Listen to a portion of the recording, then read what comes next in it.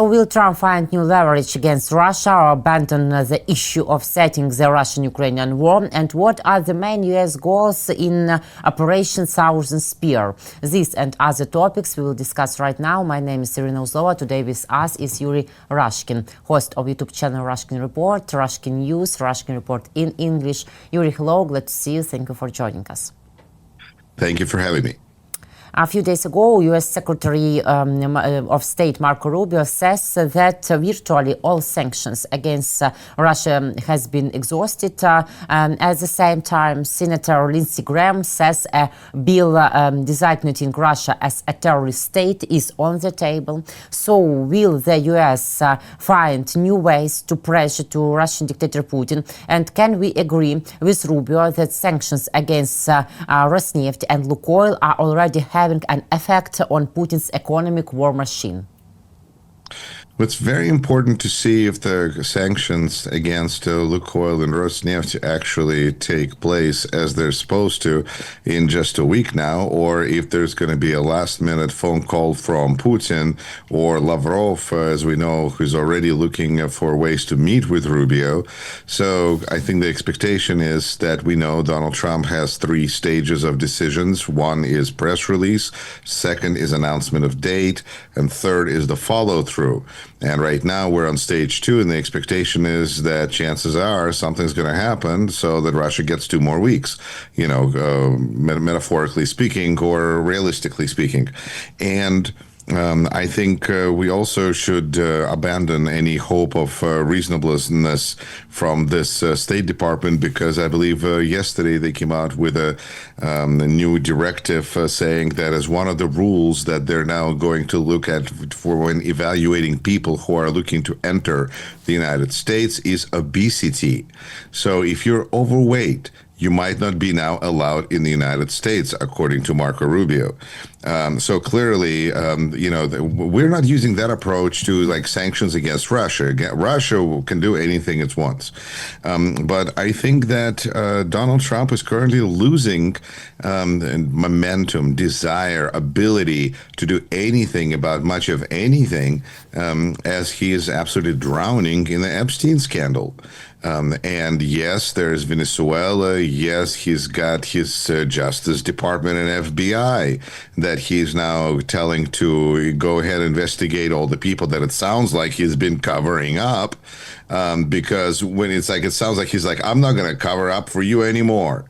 But that doesn't sound like Donald Trump, who is A, talking about ending the war in 24 hours, or B, is getting asked about ending the war in 24 hours.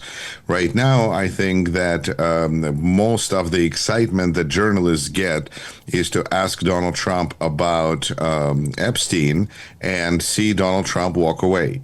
And that's kind of a new, I can understand journalists who are getting kind of excited by this, because usually Trump wants to speak endlessly about anything, including invading Nigeria.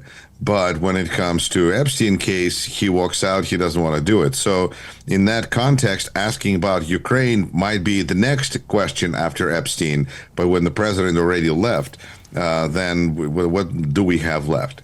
That means that this opens up both opportunities and dangers for Ukraine, because the opportunity there is that the United States is less involved and less engaged in trying to control or oversee or demand or command much of anything when it comes to Ukraine, because the chief executive is a little occupied. But at the same time, that means that this is not a topic of priority for Trump at the moment. He's got other fish to fry, very personal fish now. And interesting, of course, that part of the connection with Epstein is that Epstein at the end was looking to monetize his relationship with Trump. And one of the people that he reached out to was Lavrov, or at least looking to reach to was Lavrov and Russians. So for those that were wondering if Donald Trump was perhaps recruited in Helsinki I think that his connections to Russia go far, far longer than that. But now there seems to be at least some proof that there were people who were trying to help make it happen, arrange it, and so on.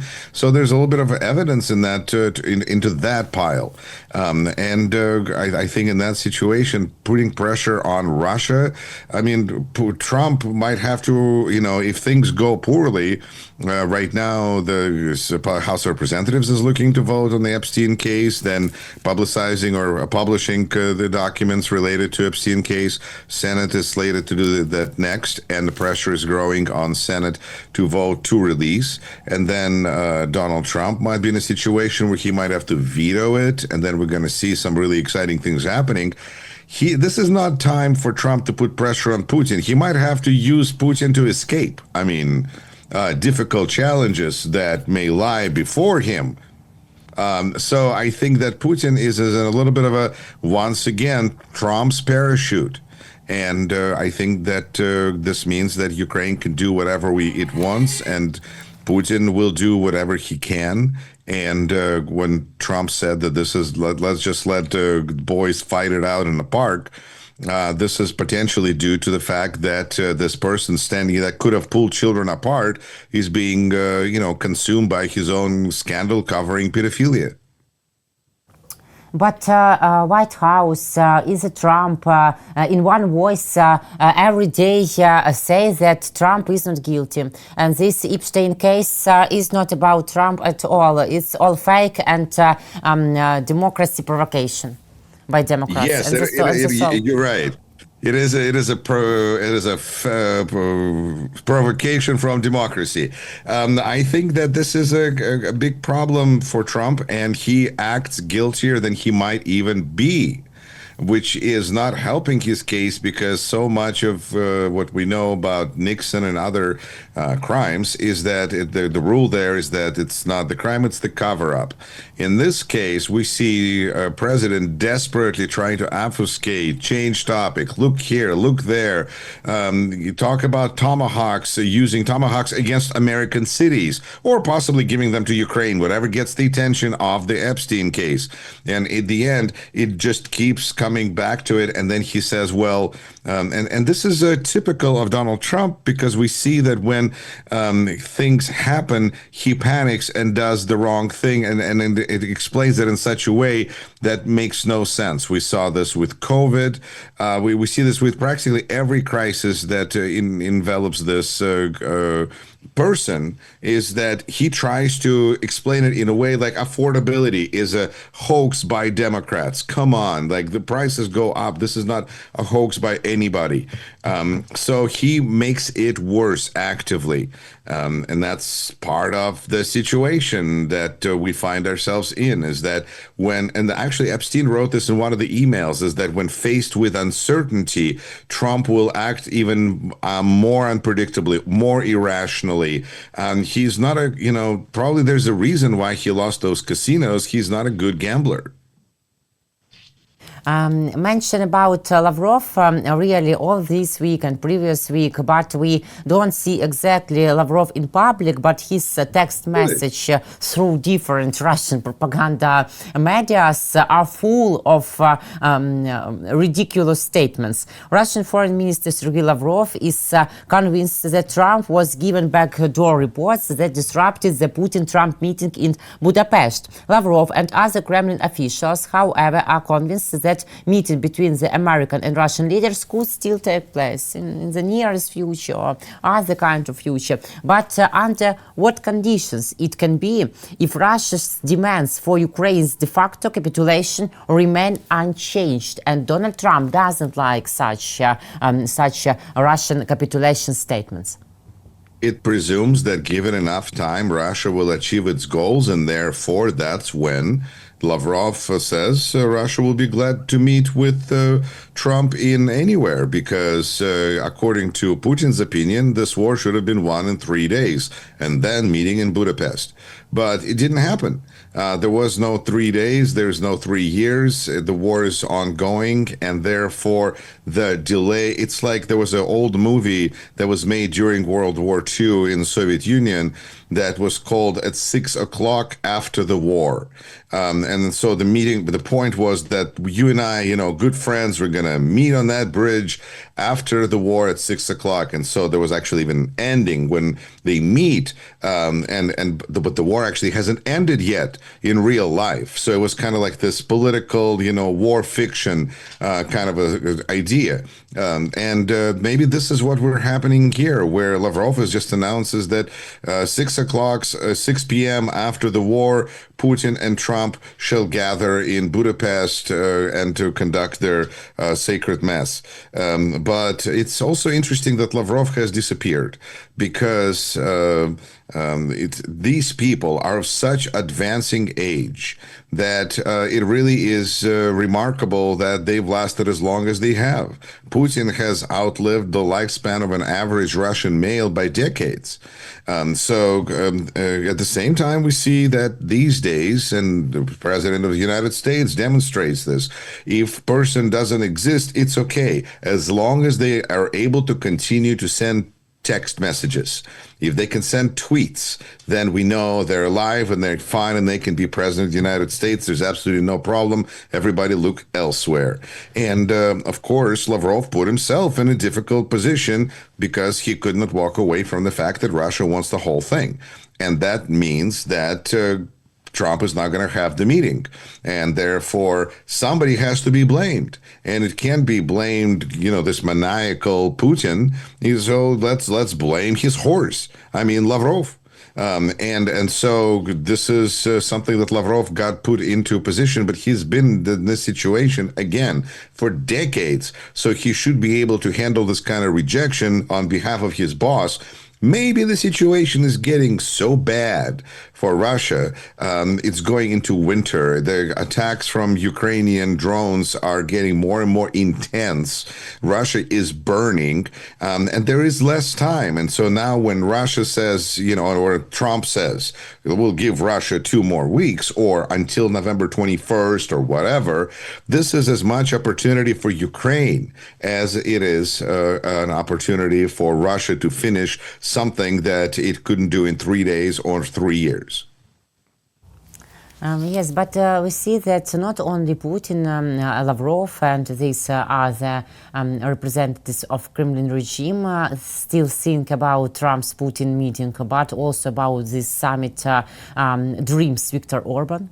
Because Hungarian Prime Minister thinks that Trump can save his result on future elections. But I think that Donald Trump only thinks about his results and resume among his voters. But Viktor Orban is not very important to Trump. But he can make some cases for Orban that he can buy Russian oil. Except other countries. So what in this situation we should understand? I think that there's several things. I think, first of all, we need to understand that Orban is in a difficult position, and therefore he is excused from his obligations until after election. And that's so fascinating to watch because when Trump says, Hungary has only one problem, and that is that it's surrounded by dry land, and he's giving Hungary 12 months to solve the problem, it's not like in 12 months Hungary will be on the seashore. It means that in 12 months, the election will be behind them, and then Trump will deal with them then. And this is a very typical approach that we see between Trump. This is a transactional, the essence of transactional governance, apparently, foreign politicking, real politics a la on sale.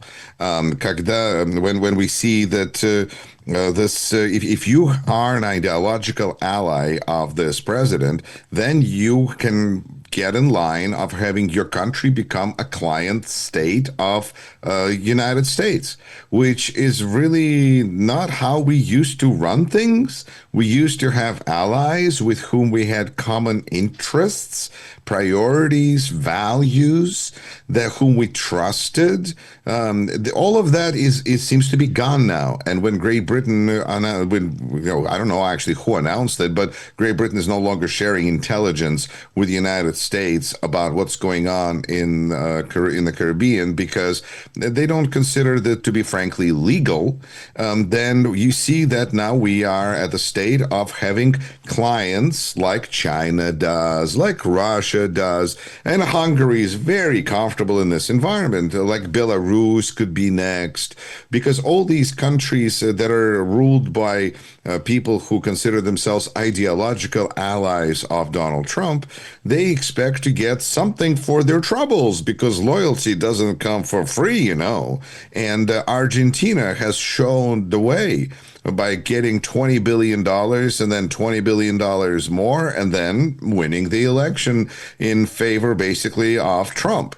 Although it's Malay and it's, although whatever the details on the ground may be, this approach to policy seems to be functioning at the moment well, has proven to be effective for this president. So therefore, Hungary is going to get in line, Belarus is going to get in line, and you can imagine who could be following any of those countries because there's an incentive. This is what Biden was speaking about when he said that we need to show that democracy can solve people's problems more effectively than authoritarian state.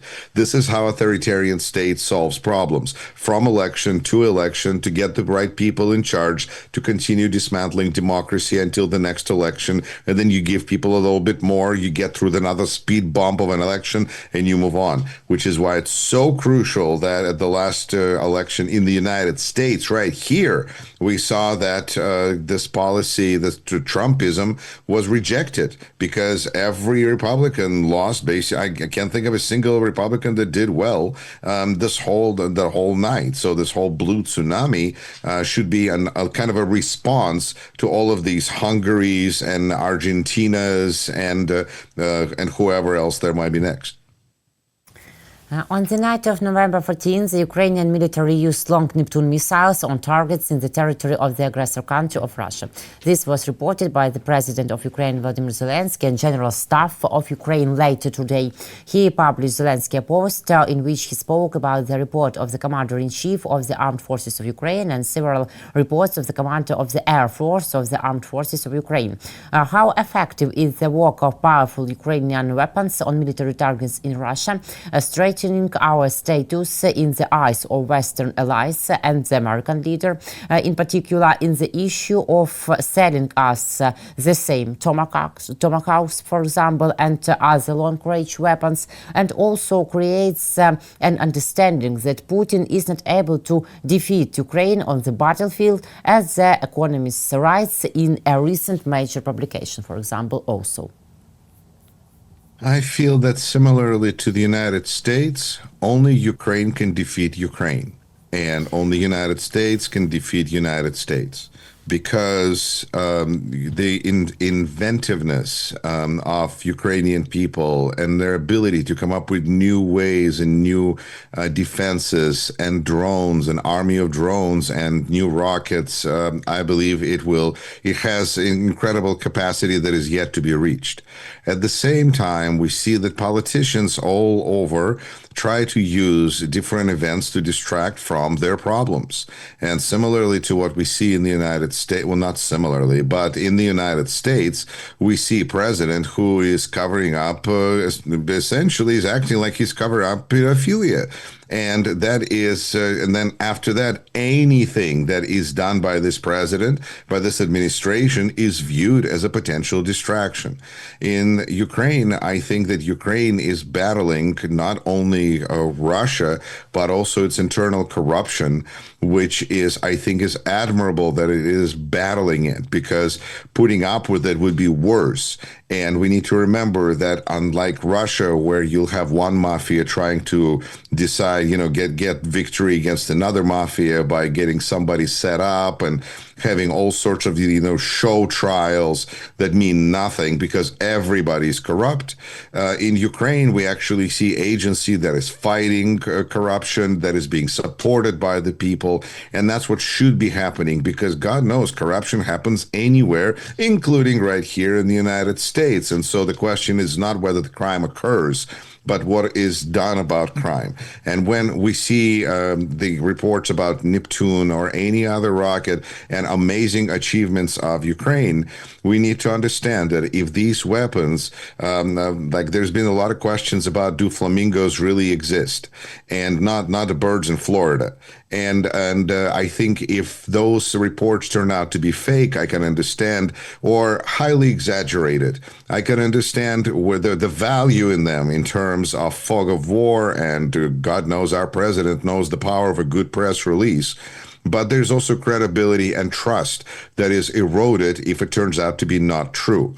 However, if it does turn out to be true, then it does send the message of Ukraine as being a country that is able to control its own fate and will put a stake in the heart of Russian aggression, either itself with its own weapons or with help from the glorious American president who has big tomahawks which can really put an end to this bloodshed and bring Putin to the negotiation table, similarly in a way to how Trump got involved with the war against Iran, between Israel and Iran, where Trump saw how well Israel was doing and decided that it was time for him to get involved. And look, another war he got involved in and stopped at the same time. What is MAGA so unhappy about? I don't even understand.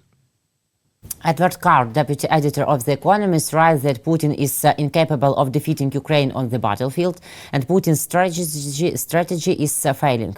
Some believe that the Russian president believes in the advantage of time. Otherwise, he would have already negotiated peace. But the lessons of Vietnam, Afghanistan, and Iraq show that leaders cling to power in the hopes that something, anything, will change. So Putin is likely to continue the war in 2026, waiting for his generals to find new tactics, Ukraine to run out of resources, Zelensky government to collapse, or Trump or Europe to lose patience. But if none of that happens, Putin will face a terrible price. And it seems that none of this will not happen, really.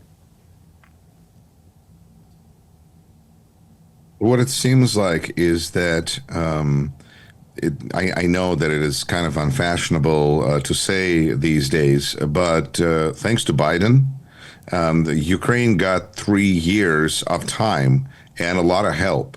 Not enough help, but a lot of help, which bought it time and really helped to sustain and withstand several waves of Russian orcs who were, attempting to, when Putin threw everything he had before we had the really modification into, drone warfare that we see now. This had a lot to do with aid from President Biden, who saw the responsibility of the United States differently than some other people, but still more so than any other president, I believe, before and after him, and was more decisive than any other American president in helping a foreign country that is not a member of NATO. I don't know, I think officially barely an ally, but I think that Biden saw the responsibility and importance that Ukraine plays in stopping Russia. And that put, even though right now it's kind of hard to discuss things that didn't happen and how things could have gone differently, but it's pretty obvious that if President Trump was president when Russia engaged in the big invasion of Ukraine, this war would have been over in, well, maybe not 24 hours, but pretty darn sooner than, not much longer than that, because there would have been no aid. There would have been just, maybe not even plane for Zelensky to evacuate. So I think that with this understanding and with this, with these particulars, Now Putin is stuck because the window is closed, because now Europe understands how crucial Ukraine is, because Ukraine has found way to not defeat, but to fight back effectively with drones and destroying Russian oil refinery capacity. And we know, if John McCain was right about anything, is that Russia is a gas station masking as a country, as a state. And so this is where it's important to hit the gas station where it hurts. Of course, there's also a matter of gas, but I think that this is a work in progress, and then I trust there will be more attacks coming. So with all of this, window has closed because Europe is paying attention. Ukraine got its module back if it ever lost it, and now the world can learn from Ukraine of how to be. That when we are looking to find ways to resist and to find way to fight back in the challenges that we are facing, all of a sudden we now look at Ukraine and tell ourselves that we should be brave like Ukraine. So maybe it's United States helped Ukraine, and now Ukraine is helping all of us.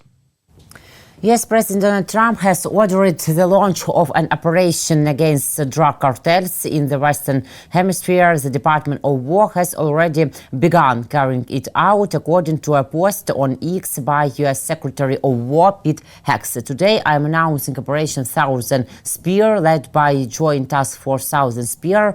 This mission defends our homeland, removes narco-terrorists from our hemisphere, and secures our homeland from the drugs that are killing our people, Hegseth wrote. He also stated that the Western Hemisphere is America's region. What are the Trump's key goals in this military operation and in the region as a whole? Is it the war or on drugs, yes, or oil profits?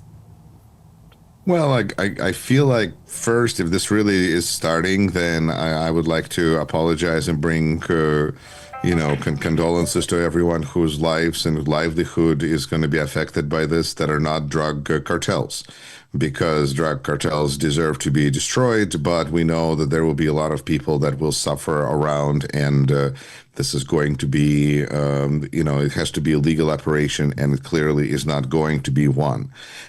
Because we see that our president is looking to distract attention from the Epstein case again and again. It's almost like, oh, look at this. We're starting a war with Venezuela, and the House of Representatives haven't even voted yet. Wow, can you think what's going to happen when it will be time for Senate to vote? And will he start a nuclear war if he has to veto the Senate voting to release Epstein files? How is this? Where is this going to end if we're already at war with Venezuela? Yes, this is a Trump approach of punching those that are not able to punch back. And we see this everywhere, from his policy towards transgendered people to policy towards immigrants to policy now towards Venezuela. But it will not distract people. It will just create more chaos and criminality. And the people that are suffering from drug addiction will find other ways to get their addiction satisfied. This is ridiculous. We are not doing anything that's actually going to help people who need our help. This is also typical Trump administration, where instead of providing funding for people to help them solve their problems, we're going to use army and bring that, or National Guard and bring that in our cities, instead of helping police by funding more police. It's just a reality on steroids of what we've been experiencing in the United States for a long time. And because Venezuela cannot vote in the United States, and Marco Rubio has had a problem with Venezuela for a long time, we see that whenever Trump is in power, Venezuela is like Russian Voronezh, which is the proverbial city that's always going to be suffering no matter what's happening in Russia. It's always going to be tough for poor Voronezh. So in this case, Venezuela, no matter what, they're going to be, if Trump is in power, they're going to be in trouble. And is it going to change anything? Is this going to lead to a protracted war? Which is probably the most relevant question.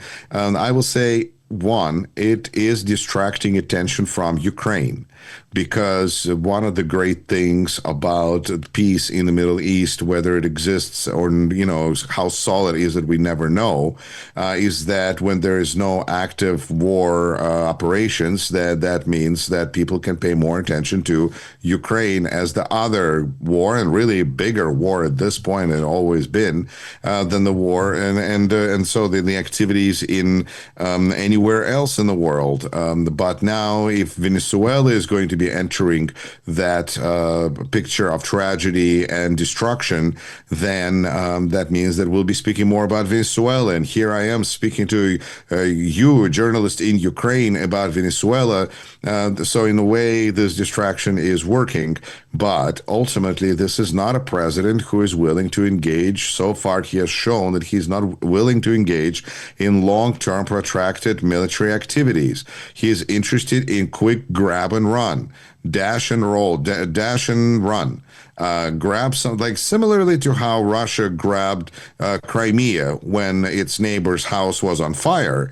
Russia ran in and said, "Oh, you won't be needing this," and ran out with Crimea. That is an approach that our president has, one of many things he clearly always admired about Putin. So I think that this is more likely to be a severe storm than a climate change, because running Venezuela is ultimately not something that Trump was interested in. Well, I mean, he'd like to in his perfect world, but if it's going to be difficult, he'll do something else. And if it's not distracting attention from the Epstein case, he'll have to do more and shift his resources elsewhere. Thank you very much for this conversation. You're explaining your thoughts and your time. See you next week. Take care of yourself. Thank you. You as well. Yuri Rashkin, host of YouTube channel Rashkin Report and Rashkin Report in English, and also Rashkin News. Please subscribe to Yuri's YouTube and to our YouTube, War and Politics 24. My name is Iryna Uzlova. See you later. Take care.